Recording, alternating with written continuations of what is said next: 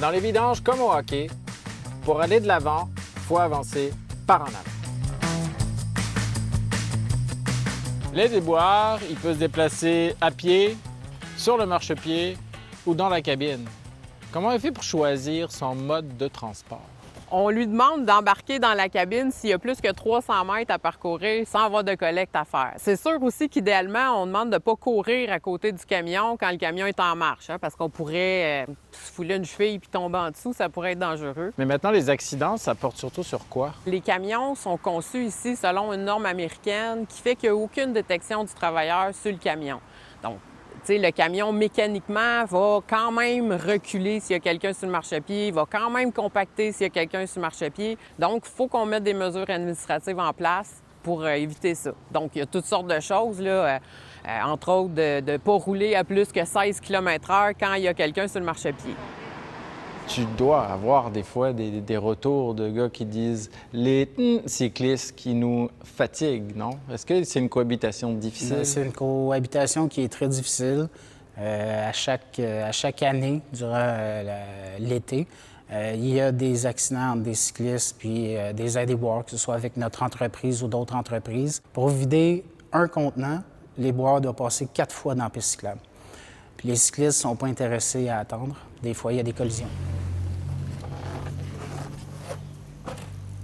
Nous, on fait toujours attention, mais eux, ils s'en foutent pas mal. Ils s'en foutent. Qu'est-ce qu'ils font? Bon, le camion arrive, le helper travaille, le helper traverse la rue, et puis eux, ils n'arrêtent jamais. Il n'y a jamais de... Ça arrive parfois. Ça arrive parfois, une collision entre le cycliste et le helper. As-tu déjà eu envie de prendre un cycliste puis de le mettre dans la benne? Je vais te dire oui. Des fois, Et tu l'as ça fait? peut être assez... Non, Ah. je me garde une petite gêne, là, même si c'est pas l'envie qui manque. On peut pas commencer non plus à être frustré à toutes les fois qu'il va y avoir quelqu'un qui va un peu nous causer des tracas, sinon ça finira jamais parce qu'il y en a à journée longue. Par contre, je pense que les gens prennent des chances. Ils voient un camion, « Ah, le chauffeur m'a vu », ou bien ils prennent comme en considération qu'on sait où est-ce qu'ils sont. Donc, ils prennent des risques puis ils peuvent nous causer des problématiques. Ça va être à nous de vraiment avoir une vue d'ensemble. Puis en attendant que les gens se conscientisent, bien, on n'a pas le choix. Il faut essayer de penser pour eux. Donne-moi des exemples d'imprévisibles. Je vais donner un exemple. Une voiture qui s'en vient à toute vitesse à l'arrière de moi, puis le camion, il arrête. Parce que là, j'ai un bac à ramasser. Bien, à ce moment-là, je m'arrange pour être visible. Et puis, je pense à un champ d'accès qu'il ne peut franchir. Je lui bloque l'accès. Ils vont se protéger, par exemple. Fait que généralement, de la façon qu'ils vont mettre leurs déchets sur la vanne à déchets, que ce soit un bac ou des sacs, ils vont toujours s'arranger pour être derrière le camion pour pas justement se faire frapper.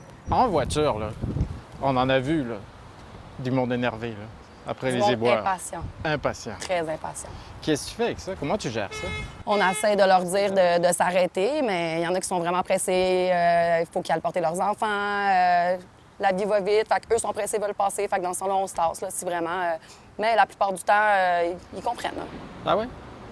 Ils vous respectent, en général, j'imagine. De toute façon, En on a besoin de général, vous, là. il y a toujours des exceptions.